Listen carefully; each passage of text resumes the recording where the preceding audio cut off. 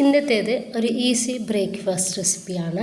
ഇത് നമ്മൾ പരത്തും കുഴക്കൊന്നും ചെയ്യേണ്ട, മാവ് കോരി വെച്ചിട്ടാണ് ഇത് റെഡിയാക്കി എടുക്കുന്നത്. നല്ല ടേസ്റ്റി ആയിട്ടുള്ള അതുപോലെ തന്നെ ഡിഫറെൻ്റ് ആയിട്ടുള്ള ഒരു ബ്രേക്ക്ഫാസ്റ്റ് റെസിപ്പിയാണ്. ഇത് നമുക്ക് ഡിന്നറായിട്ടും ഉണ്ടാക്കിയെടുക്കാവുന്നതാണ്. അത് കഴിക്കാൻ വേണ്ടി നമുക്ക് കറികളുടെ ആവശ്യം പോലില്ല. അപ്പോൾ നല്ല ടേസ്റ്റാണ്, അതുപോലെ നല്ല സോഫ്റ്റ് ആയിട്ടുള്ള ഒരു ബ്രേക്ക്ഫാസ്റ്റ് റെസിപ്പി ഉണ്ടാക്കുന്നത് എങ്ങനെയെന്ന് കണ്ടു നോക്കാം. കണ്ടുകൊണ്ടിരിക്കുമ്പോൾ നിങ്ങൾക്ക് ഇഷ്ടമാവുകയാണെങ്കിൽ നിങ്ങളുടെ എല്ലാ സപ്പോർട്ടും ഉണ്ടാവുക. അപ്പോൾ നമ്മൾ ഉണ്ടാക്കിയെടുക്കുന്നത് ഗോതമ്പ് പൊടിയിലാണ്. അപ്പോൾ അതിന് വേണ്ടിയിട്ട് ഞാനൊരു പാത്രത്തിലോട്ട് 1 കപ്പ് ഗോതമ്പ് പൊടി ഇട്ടെടുക്കുന്നുണ്ട്.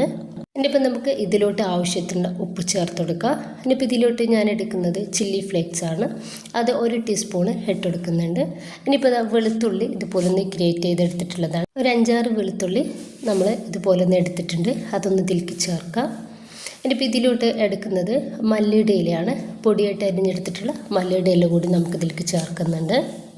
ഇതെല്ലാം കൂടെ നമുക്കൊന്ന് മിക്സ് ആക്കി കൊടുക്കാം. ഇതിൻ്റെ ഒരു ഫ്ലേവർ വരുന്നത് നമ്മുടെ ഈ ഒരു വെളുത്തുള്ളിയുടേതാണ് കേട്ടോ. അപ്പോൾ അതാണ് ഭയങ്കര ടേസ്റ്റാണ് നമ്മുടെ ഈ ഒരു ബ്രേക്ക്ഫാസ്റ്റിന്. എല്ലാം കൂടി നന്നായിട്ട് ഒന്ന് മിക്സ് ആക്കി കൊടുക്കുന്നുണ്ട്. ഇതിലോട്ട് ഞാനിതാ 1 കപ്പ് സാധാ വെള്ളം എടുത്തിട്ടുണ്ട്. അപ്പോൾ ഇതിൽ നിന്ന് 3/4 കപ്പ് വെള്ളം ഞാൻ ഒഴിച്ച് കൊടുത്തിട്ട് ഒന്ന് മിക്സ് ആക്കി എടുക്കുന്നുണ്ട്.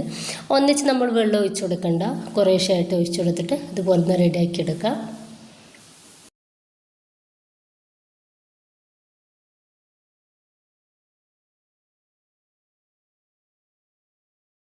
ഒരു കപ്പ് വെള്ളം നമുക്ക് ഇതിലേക്ക് പോരാ, ഈ ഒരു രീതിയിലാണ് എടുക്കുന്നത്.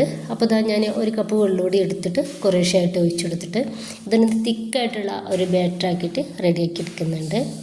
അപ്പോൾ ഈ ഒരു തിക്നെസ്സിലാണ് നമുക്കിത് വേണ്ടത്.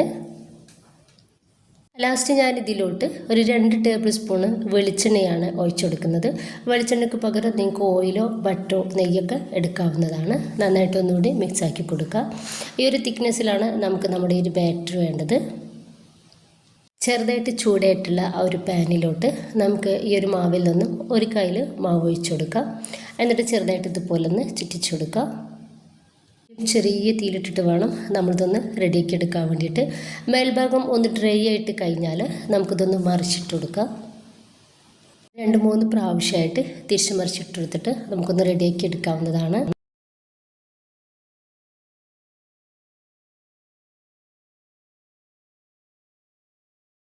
ഇത് നന്നായിട്ട് തന്നെ ഇതുപോലെ ഒന്ന് പൊങ്ങി വരുന്നത് നിങ്ങൾക്ക് കാണാൻ വേണ്ടിയിട്ട് പറ്റുന്നുണ്ടാവും.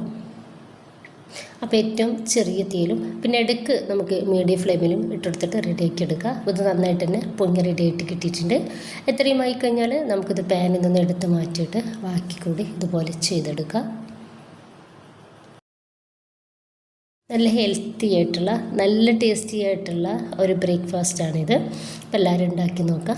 നിങ്ങളുടെ അഭിപ്രായങ്ങൾ അറിയിക്കുക. ഇഷ്ടമായിട്ടുണ്ടെങ്കിൽ നിങ്ങളുടെ എല്ലാ സപ്പോർട്ടും ഉണ്ടാവുക. ഇൻഷാ അല്ലാഹ്. ഓക്കെ.